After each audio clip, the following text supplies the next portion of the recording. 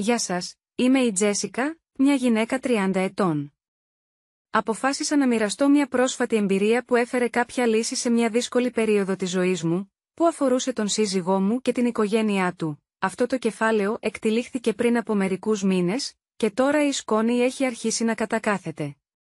Ακόμα αντιμετωπίζω τις συναισθηματικές επιπτώσεις και πιστεύω ότι το να ανοιχτώ για το ταξίδι μου μπορεί να με βοηθήσει να θεραπευτώ. Ας κάνουμε ένα βήμα πίσω πριν από 3 χρόνια, όταν έκανα μια σημαντική επιλογή ζωής. Παντρεύτηκα τον φίλο μου, τον Τάιλερ.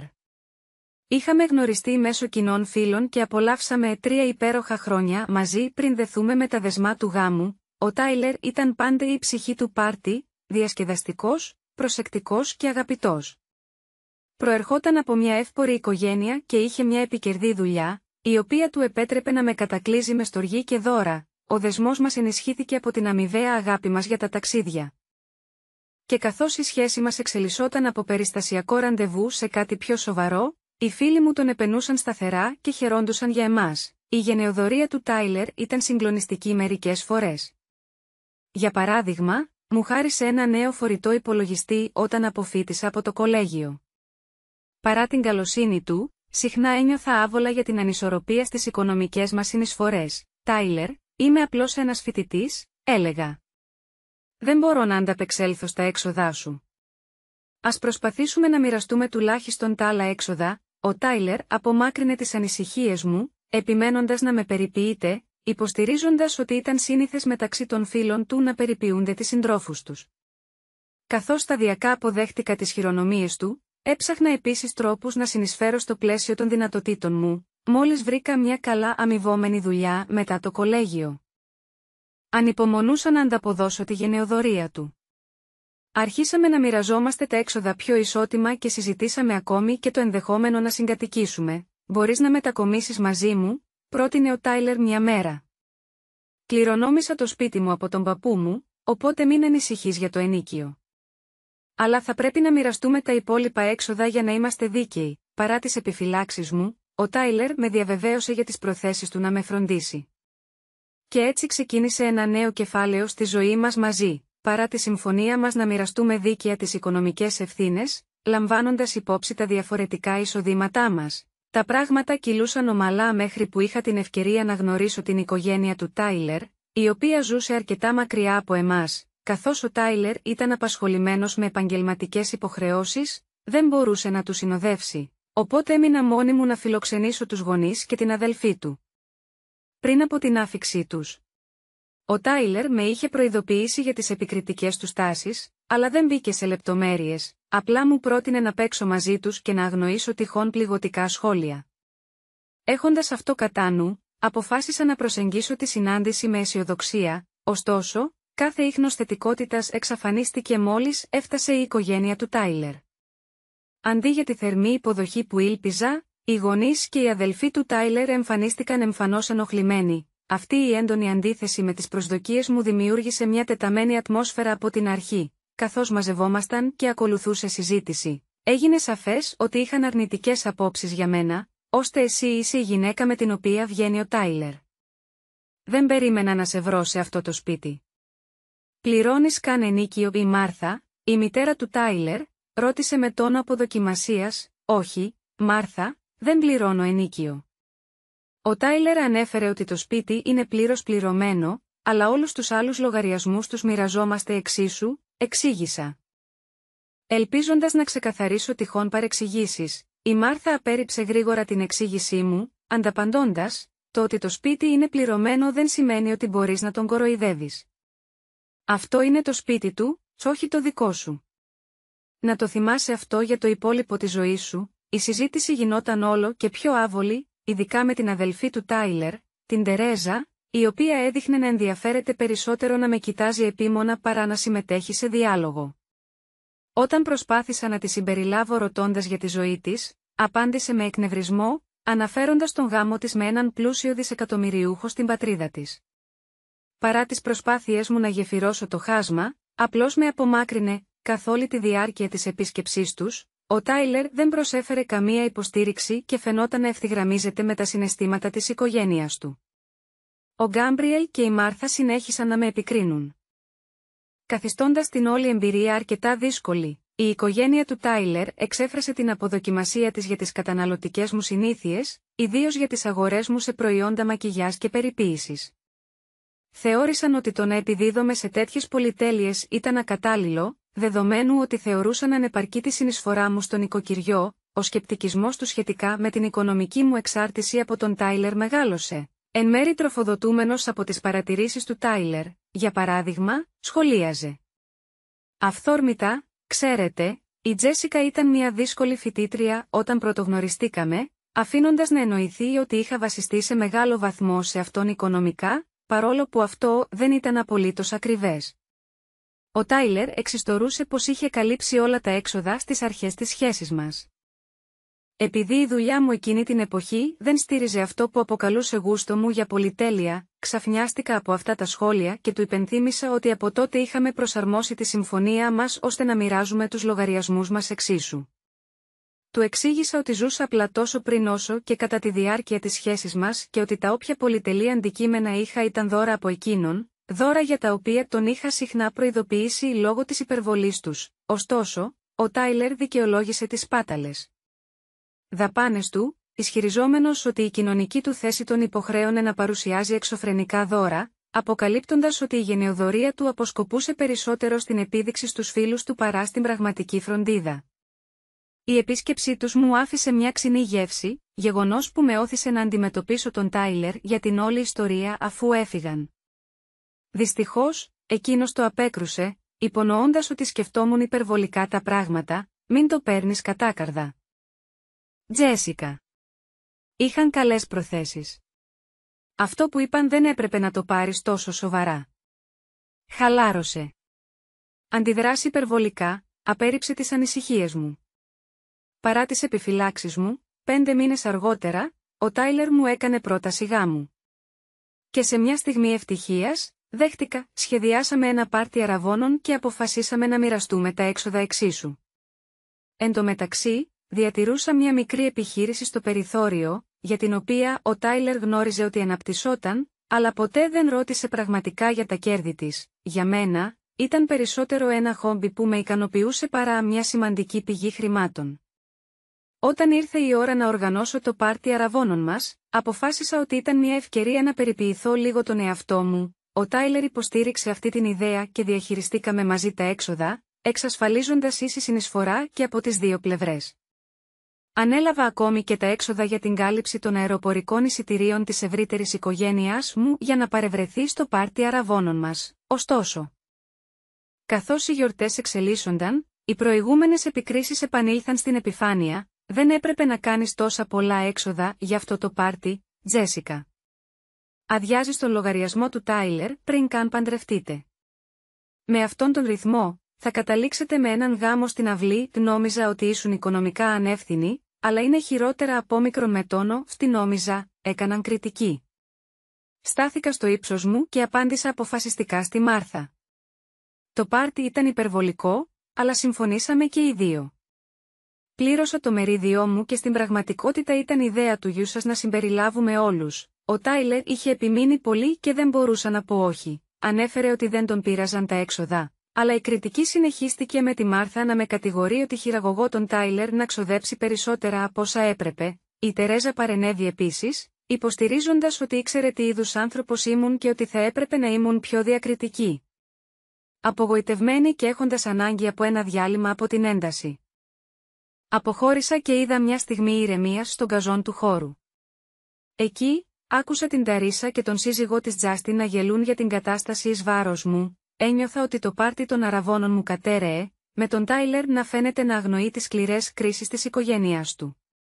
Οι περισσότεροι από την ευρύτερη οικογένειά του υπέθεσαν ότι ήμουν άνεργη, παρουσιάζοντάς με ως εξαρτημένη αραβωνιαστικιά. Παρατηρώντας την αγωνία μου, η μητέρα μου, πάντα οξυδερκής και προστατευτική, με πλησίασε. Γνωρίζοντας τις προκλήσεις της διαχείρισης των οικονομικών ως μονογονέας, με παρότρινε να επανεξετάσω τον αραβώνα, επισημένοντας τα συνεχή κακά σχόλια από την οικογένεια του Τάιλερ. Μετά το πάρτι, αντιμετώπισα τον Τάιλερ για την κατάσταση. Εκείνος το προσπέρασε ως αστείο, εκφράζοντας την αγάπη του και δηλώνοντας ότι τα οικονομικά ζητήματα δεν τον αφορούσαν. Ωστόσο, επανέλαβα την επιθυμία μου να συνεισφέρω πιο σημαντικά. Ιδίως σε έξοδα όπως το ενοίκιο. Εκείνος όμως απέρριψε την πρόταση. Καθώς προχωρούσαμε στον προγραμματισμό του γάμου, το άγχος εντάθηκε. Οι γονείς του Τάιλερ συνέχισαν να επικρίνουν τις επιλογές μου, κατηγορώντας με ότι χρεοκόπησα τον γιο τους. Ο συνεχής έλεγχος και οι κατηγορίες έκαναν την περίοδο του αραβώνα όλο και πιο δύσκολη. Ξεκαθάρισα ότι όλοι, συμπεριλαμβανομένης της μητέρας μου, θα συμμετείχαν στα έξοδα του γάμου.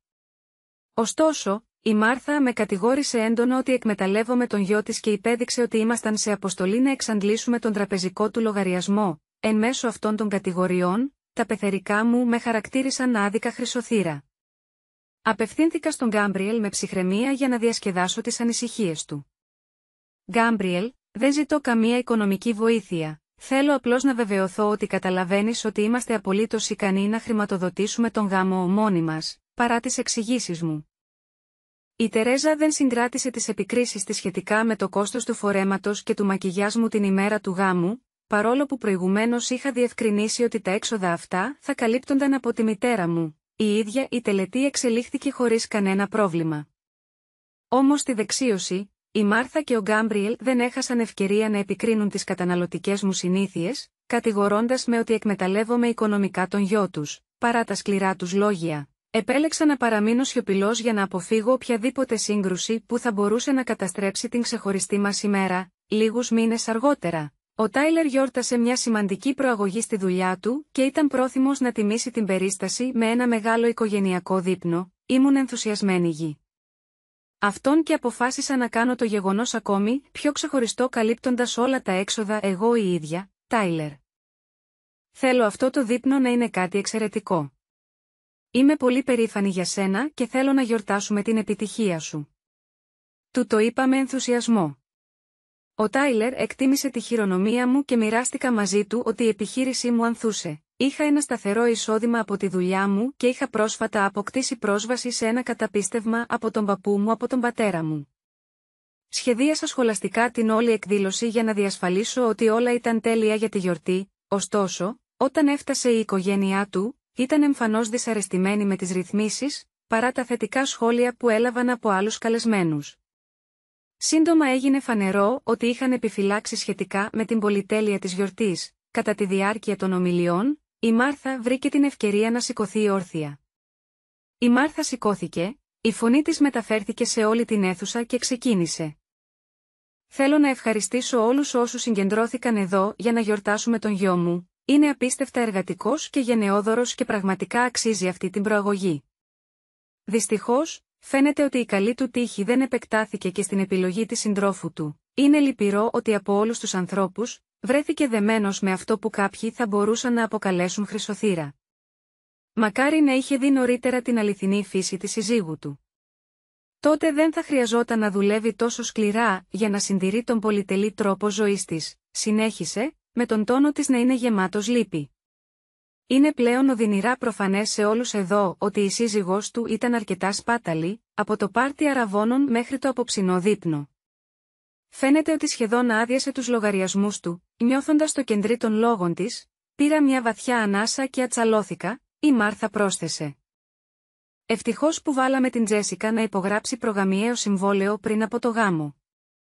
Τουλάχιστον κάποια από τα περιουσιακά του στοιχεία προστατεύονται», εκείνη αναστέναξε, φαινομενικά ανακουφισμένη, εκφράζοντας ότι ήταν καλό που ο γιος της παντρεύτηκε κάποια που μπορούσε τουλάχιστον να διατηρήσει την εικόνα μιας γυναίκας τρόπαιο. Ο Τάιλερ συνέχισε, συμφωνώντας με τη μητέρα του, «Δεν έχω την πολυτέλεια να ξοδεύω χρήματα ούτε για τον εαυτό μου πια. Δεν μου έχει μείνει τίποτα», παραπονέθηκε ότι ο γάμος μου ήταν λάθος, συγκρίνοντας δυσμενώς τη συμπεριφορά μου με το πώς φανταζόταν ότι θα ήταν η αντίδραση κάποιου άλλου σε μια παρόμοια κατάσταση. Σοκαρισμένη και απογοητευμένη από την εξελισσόμενη σκηνή, μίλησα τελικά. «Πιστεύετε πραγματικά ότι είμαι χρυσοθύρας?» Η απάντηση του Τάιλερ ήταν κοφτερή. «Ο τρόπος ζωής σου είναι αρκετά επιζήμιος για τον τραπεζικό μου λογαριασμό», νιώθοντας πληγωμένη αλλά και αποφασισμένη να ξεκαθαρίσω τις παρανοήσεις. Αποφάσισα να αντιμετωπίσω τις κατηγορίες ευθέως. «Αφού είμαι τόσο χρυσοθύρας για όλους σας, επιτρέψτε μου να σας δείξω τον τραπεζικό μου λογαριασμό. Ίσως αυτό ξεκαθαρίσει τα πράγματα», δήλωσα αποκαλύπτοντας την οικονομική μου ανεξαρτησία σε όλους τους παρευρισκόμενους. Η αίθουσα έπεσε σε δυσπιστία, μέσα στις έντονες κατηγορίες, η Μάρθα κατηγόρησε με νόημα, έκλεψε στα χρήματα του γιου μου, στην οποία ο Τάιλερ πρόσθεσε καχύποπτα, πρέπει να τα πήρε από εσάς. Απογοητευμένη αλλά και ψύχρεμη, απάντησα, δεν χρειάζεται να κλέψω χρήματα από τον γιο σας. Όλα αυτά είναι από τις προσπάθειες μου. Εξάλλου, πρόσφατα απέκτησα πρόσβαση σε ένα καταπίστευμα που άφησε ο παππούς μου. Είχα σχέδια να το χρησιμοποιήσω για να αγοράσω ένα μεγαλύτερο σπίτι και να κάνω έκπληξη στον Τάιλερ, αλλά δεδομένων των σημερινών συνθηκών, αυτό φαίνεται απίθανο τώρα. Παρά την προσπάθειά μου να ξεκαθαρίσω την κατάσταση, ο Τάιλερ, αγνοώντας φαινομενικά την ένταση, πρότεινε. Μπορούμε ακόμα να αγοράσουμε το σπίτι. Θα είναι ένα υπέροχο δώρο, ωστόσο, ήμουν σταθερή στην απόφασή μου, εκφράζοντας την άρνησή μου να δεχτώ ένα τέτοιο δώρο υπό τις παρούσες συνθήκες. Αυτό δεν πρόκειται να συμβεί. Η οικογένειά σου με προσβάλλει εδώ και πάρα πολύ καιρό και δεν με υπερασπίστηκες ούτε μια φορά, αντιθέτως, αφήσατε να διαδοθούν αυτές οι παρανοήσεις για το πώς υποτίθεται ότι χρησιμοποιώ τα χρήματά σας, ισχυρίστηκα, με την απογοήτευσή μου εμφανή. Ο Τάιλερ προσπάθησε να υποβαθμίσει την κατάσταση ισχυριζόμενος ότι αντιδρούσα υπερβολικά, αλλά εγώ στάθηκα στο ύψος μου. Όχι, δεν αντιδρώ υπερβολικά.